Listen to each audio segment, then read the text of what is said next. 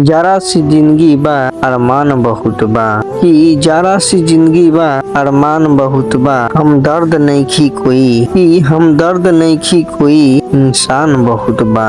दिल के दर्द सुनाई त सुनाई केकरा से कि दिल के दर्द सुनाई त सुनाई केकरा से जौन दिल के करीब ह कि जौन दिल के करीब ह वो अनजान बहुत ह कि जौन दिल के करीब ह वो अनजान बहुत ह।